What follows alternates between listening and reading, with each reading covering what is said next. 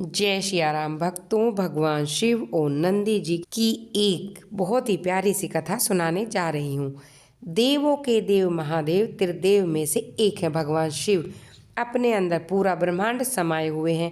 यदि कोई व्यक्ति मन से भगवान भोलेनाथ की सेवा करता है तो उस पर शिव की अनुकंपा बनी रहती है। भगवान भोलेनाथ की बात हो तो नंदी का उल्लेख न हो, यह थोड़ा असंभव है। नंदी भगवान भोलेनाथ के वाहन है और उनके सबसे प्रिय भक्तों में एक। शिव पुराण की कथा के अनुसार नंदी और शिव की कथा इस प्रकार है। शिलाद मुनि नाम के एक ब्रह्मचारी थे। ये शिलाद निरंतर व्यस्त रहते थे, जिनके कारण वे गृहस्थ आश्रम नहीं अपनाना चाहते थे। यह देखकर उनके पितरों ने उनसे वंश समाप्त होने की चिंता व्यक्त की। इस कारण उन्होंने संतान प्राप्ति के लिए इंद्रदेव से प्रार्थना की। तप के बाद इंद्र को प्रसन्न करके उन्होंने जन्म और मृत्यु से परे एक पुत्र का वरदान मांगा। इंद्र ने इस वरदान पर असमर्थता जताई और उनसे भगवान शिव को प्रसन्न करने के लिए कहा, जिसके पश्चात शिलाद मुनि ने कठिन तप कर भगवान शिव को प्रसन्न किया और उनके ही जैसा एक मृत्युहीन और अलौकिक पुत्र की कामना की। भगवान शिव ने मुनि को स्वयं पुत्र के रूप में जन्म लेने का वर दे दिया। थोड़े समय पश्चात जब शिलाद मुनि हल जोत रहे थे, तब उन्हें वहाँ एक बालक मिला। मुनि ने उस बालक का नाम नंदी रखा। जब वह बालक बड़ा हुआ तो उनके आश्रम में मित्र और वरुण दो मुनि आए। नंदी ने इन दोनों मुनियों की खूब सेवा की। दोनों ऋषि जब आश्रम से जाने लगे तो उन्होंने शिलाद मुनि को 2 दीर्घायु रहने का आशीर्वाद दिया, किंतु नंदी को यह आशीर्वाद नहीं दिया। जब शिलाद मुनि ने इस संदर्भ में मुनीश्वरों से पूछा, उन्होंने कहा, हम यह आशीर्वाद नहीं दे सकते क्योंकि तुम्हारा पुत्र अल्पायु है। ऋषियों के इस वचन को सुनकर शिलाद मुनि बहुत चिंतित रहने लगे। उनके पुत्र नंदी से उनकी यह चिंता नहीं देखी गई।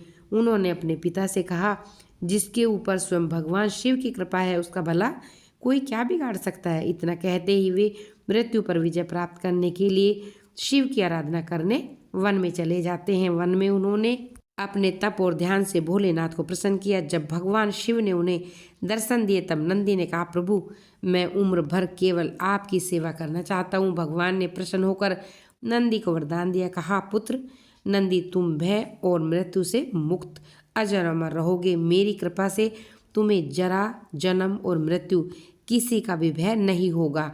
भगवान शिव ने उन्हें एक बैल का मुख दिया। उसके बाद नंदी न सिर्फ शिव के वाहन बल्कि उनके सर्वश्रेष्ठ गणों में से एक हो गए। शिव जी नंदी से जुड़ी एक अन्य कथा के अनुसार समुद्र मंथन के समय हलाहल विष निकला था। संपूर्ण संसार की रक्षा के लिए शिव जी ने स्वयं इसे पी लिया, लेकिन विषपान करते समय कुछ बूंदें धरती पर गिर गई, जिसे नंदी ने चाट लिया। नंदी का ये प्रेम और समर्पण देख भगवान शिव प्रसन्न हुए। उन्होंने नंदी को अपने सबसे बड़े भक्त की उपाधि दे दी। इस तरह नंदी भगवान शिव की सवारी के साथ ही उनके सबसे बड़े भक्त भी कहलाते हैं। भगवान शिव के प्रति नंदी के इस भक्त और समर्पण के कारण आज कलयुग में भी हर शिव मंदिर में भगवान शिव के साथ नंदी हमेशा विराजमान होते हैं। माना जाता है कि यदि आप अपनी मनोकामना नंदी के कान में बोलते हैं तो वे भगवान शिव सबसे पहले सुनते हैं।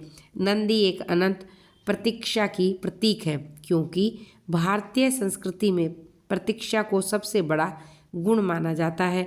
जो इंसान चुपचाप बैठकर प्रतीक्षा करना जानता है, वह कुदरती तौर पर ध्यानशील हो जाता है। नंदी को ऐसे ही उम्मीद नहीं थी कि शिव उन्हें तुरंत मिल जाएंगे। चिरकाल तक प्रतीक्षा करते रहे।